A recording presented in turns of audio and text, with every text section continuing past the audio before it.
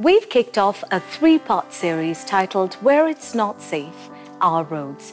And we continue with that conversation in this episode by taking a look at the psychological trauma that is inflicted by road accidents. Here to have that conversation with us is Dr. Robinson Ocharo from the University of Nairobi, Department of Sociology and Social Work.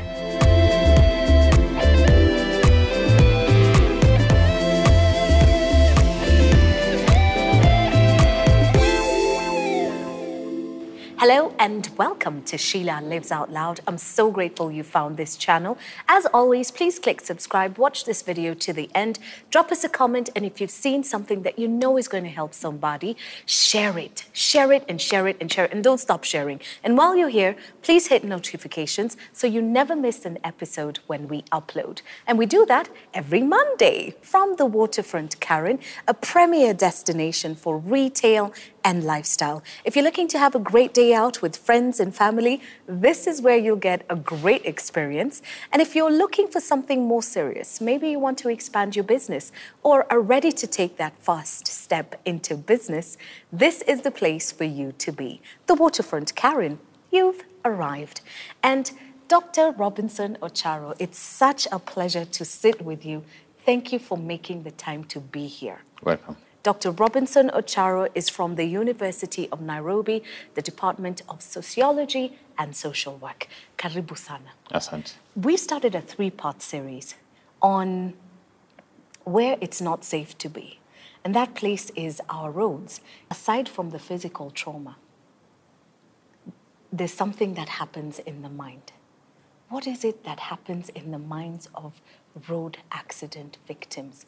Where do we begin, Daktari? Well, accidents, you have to begin before the accident because we have variables, or what we call conditions, that if you have them, you'll be traumatized. If you have them before. And we have variables during the accident that can lead to trauma. Right. And we have variables after the accidents that can lead to trauma. Let's talk about those variables before the accident. Before the accident. Yeah. Anybody who's having a condition before the accident, a condition, mental health problem, is likely to be traumatized during the accident. Anybody who has weak social network, social capital, you know, those are the people who are preoccupied as to when is my tomorrow, how is my tomorrow, will I be so they're not at ease. Those are likely to be traumatized at the accident. And we have people who have experienced such like or related life-threatening incidences. They are likely to be traumatized if they again are exposed to an accident or any life-threatening event. Let's not even talk about accidents as accidents. Yeah, just anything that put them in danger. Anything they can interpret as life-threatening. Yeah. First thing is their interpretation. That is very important. It's very personal. It's very subjective. Yes. Right. So if your mind is not there to look at it as a positive happening, positive in that is part of our life. Yeah. There are incidences that we cannot write off. Whether you're on the road, or water, whatever, or you're walking on the road, actually, a dog can threaten you. Yeah. And if you interpret it as life-threatening, then you're introducing a condition. Okay. Yeah. All right. Yeah. You've talked about predisposing factors, and those are during the event itself. Yes, there are those during the event. Okay. How severe is it? Right. That is one of them. And then the other one is, did you lose somebody close to you at that time? The third one is the type of injury and how you're going to interpret it. Those three are very key in terms of if you are addressing healing and recovering. You have to look at those three during the accident. Okay. Yeah. There's the final pile that you've talked about, after. After. the accident Very or important. after the event? Very important. You see, after the accident, mostly we address treatments, physical treatments. Then I call it honeymoon. We go into honeymoon, the poles and all that. But there are things we hardly do that can lead to trauma. What is the kind of network that will be introduced after that so that the person is at ease for quick recovery, mental recovery? The other one is that if this person is not healing fast, the physical injuries, they will be traumatizing if they are not healing fast. 2, or rather 3, after the accident, if you're not equipped with life skills, psychological, cognitive life skills, you're likely to respond or retreat to what we call maladaptive behaviors. People will go into, people like talking about beer and all that, drinking, alcoholic. No. Even prayers. People drift into prayers, forgetting, trying to forget or trying to fight the pain in them. And if you don't stop those responses, they will quickly go down. Okay. Yeah. In listening to what you've talked about, I am automatically hearing echoes of Godfrey's stories, because there are things that you've mentioned that he also mentioned in the conversations. In the conversation, for instance, he talked about, in the first few months after the accident, the friends will come and visit, some of the relatives, his family will come and visit, and then one day he just found himself alone. With only his wife to help him. That's why we call it the honeymoon stage. Right. It's so short-lived. That's true. The poles will be there. The flowers will be there. And all that. But remember, these people have their business to mind. Yeah. And they will leave you alone to recall or reconstruct yourself. How it was, what happened. And mostly, people don't like to talk about it when they are consoling you at that stage, which is actually not supposed to be the case. There is what we say psychologically, laugh at yourself. That is the best time so that they are equipped to learn to live with it. Actually, that's what we should learn to live with it. That's the best time to talk about it, how you thought about you were dead and then suddenly you found yourself alive. You laugh about the scars. You were handsome or beautiful. Now look at what has happened to you. Then they will learn to live with it. But mostly we are silent about it. Then there's going to be a problem. Yeah. It's very interesting. In fact, the silence, you are creating a distance. You are giving that person a chance to start constructing something like, you are different from me. And it's because of. That accident has taken something, so now there's difference. And I remember many years ago, I was also in a car crash, and I ended up with 19 stitches down this eye. And one evening, I was watching a music video I'd recorded, and I didn't have stitches in that video, and I thought my face looked fantastic. And a friend of mine was sitting next to me, and she said, well, I guess you must be the bride of Frankenstein now. And it was such a horrific joke, but do you know what? I burst out laughing. And it was probably the first time that I laughed in a long time. That's it. It helps. You heal from inside. Yeah. You could now begin to start finding humor in what's happened and moving forward.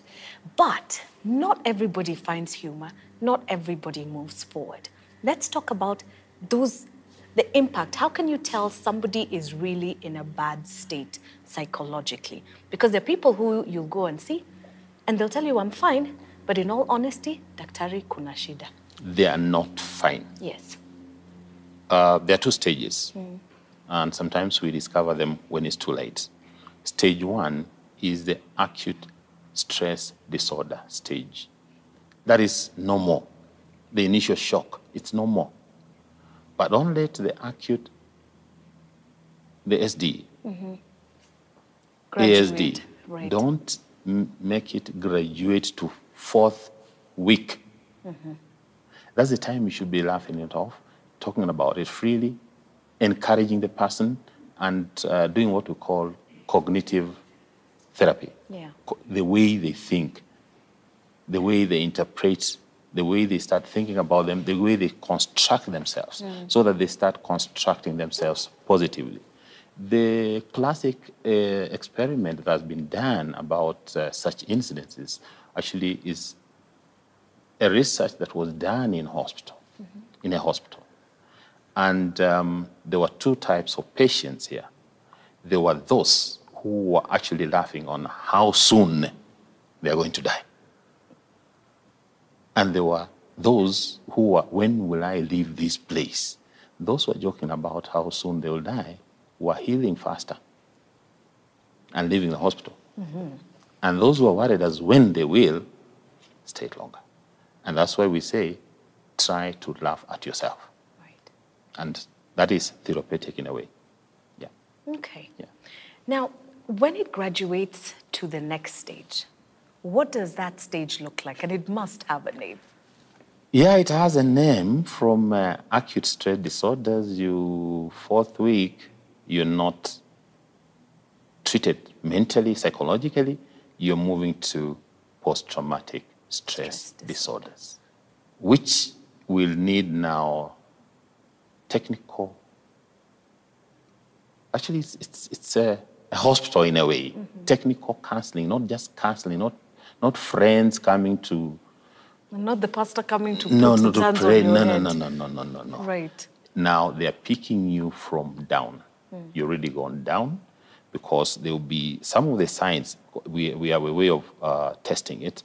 Some of the signs are recalling the incidences. You can lose appetite, then you withdraw from society, you don't want to engage in company and all that. Then you lose interest in social things, you don't want to mix with people, you don't want to play, you want to be alone. Those are some of the signs. Okay. Yeah. In speaking to Godfrey, he mentioned not wanting to be anywhere near green cars because the accident avoidance. was in a green lorry. So there's avoidance not just of people, but of specific things, things that he associated with that accident. And it took him 9 years before he could drive a vehicle again. And in the conversation, he talked about flooding. And it sounded like such a frightening therapy. It's allowed, but be careful about it. Right. Because flooding can kill, actually. So because give us a description of flooding. Yeah. Are you having any phobia? Of course. Which one? Geckos Okay. and reptiles. To heal you, Yeah. I will expose you all at once to that. What, so you'll take me to the snake park to see Yeah, them? just or not to see. to hold them? Yes, all at Touch once. them. Yes. So flooding, for his case, is get into the car and drive. That's very difficult. We have what we call graded exposure. Yeah. It works for weak people. And you can't tell who's weak and who's strong. I'll congratulate him that he's rather strong to have survived flooding, because it has the possibility of going the other direction as well. Yeah, it can backfire. Right. Yeah. Okay. So flooding is all at once. Then graded exposure works for accidents. Okay. If you are avoiding vehicles and all that, I'll take you to just see vehicles passing by and check on your stress levels. If you are improving, then I'll put you in a vehicle that is not moving and see how you behave. Yeah. If you improve, I will gradually take you to up it to, can we sit in the car that is moving for a short distance, then a long distance. Can you sit now behind the wheel? For a while, it's not moving, just behind the wheel. Yeah. Then drive. Then and now so you on can upgrade from there. Yeah. There's this thing we've heard about, survivor's guilt. Tell us a little bit more about that. It's basically looking back and asking yourself, why did I board that car? Why did I plan for that journey? It's me to blame. I should have waited.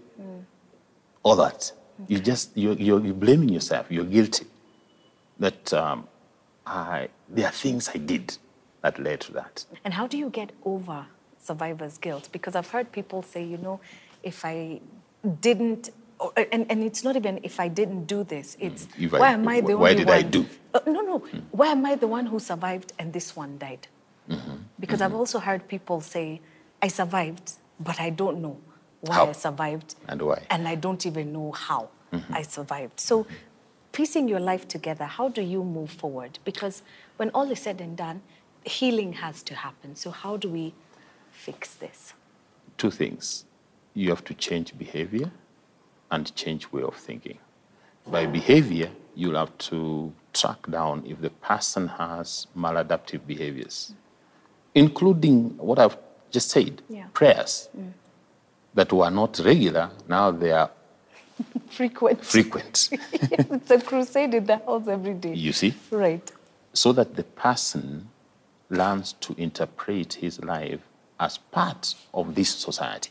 He's not singled out. You know, when you give him that chance to say a prayer, he's singling himself out or herself out. He should not do that, or she should not do that.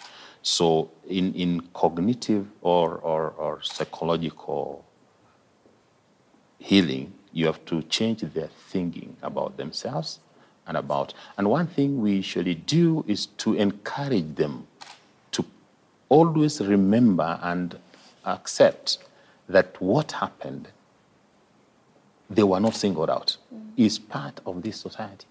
Some things you can't write off. Right. I mean, when you get into your own car and you're driving yourself, you say you are careful. Who said that a plane will not land on you and crash you? Yeah. So if you're moving with that, if you survive and you knew you were ready that you will die anytime, you move on faster than the person who's like, it must be what I did. Yeah, or what I did not do. How could this happen? Yeah. So they have to construct that as part of this society.